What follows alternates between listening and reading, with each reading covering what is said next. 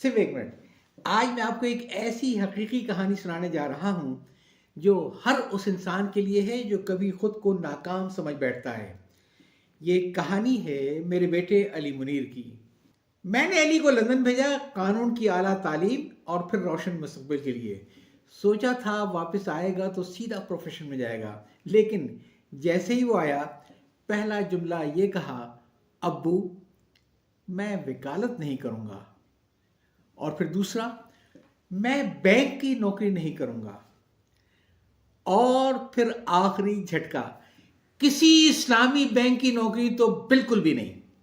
میں دنگ رہ گیا، لیکن میں نے اسے ایک ہی بات کہی، بیٹا تمہاری زندگی تمہارا فیصلہ، میں تمہارے ساتھ ہوں. علی نے بزنس شروع کیا، پارٹنرشپ میں ڈسٹریبیوشن ایجنسی کھولی. ہم نے بچا کچا سرمایہ لگا دیا، لوٹر رکشے خریدے گئے. علی خود بھی کبھی سیلز مین بن جاتا اور کبھی ڈرائیور، لیکن نتیجہ سارا سرمایہ ڈوب گیا اور علی ڈپریشن میں چلا گیا. دوستو یاد رکھیں کہ ناکامی آخری سٹاپ نہیں ہوتی ہے.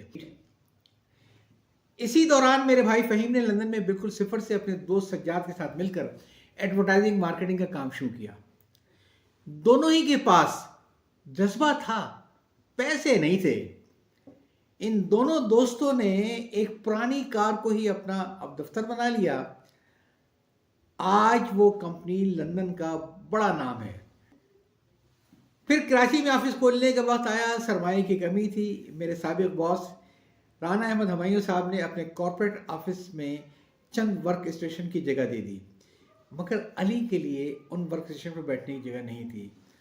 چنانچہ میں نے ان سے درخواست کی کہ علی کو آپ اپنے آفس کے ورک اسٹیشن پر بیٹھنے کی اجازت دے دیں.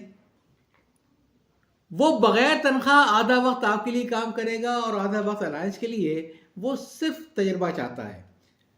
اور یہی اصل ٹرننگ پوائنٹ تھا. علی نے کراچی سے بیٹھ کر لندن آفس کا کام بھی سنبھال لیا.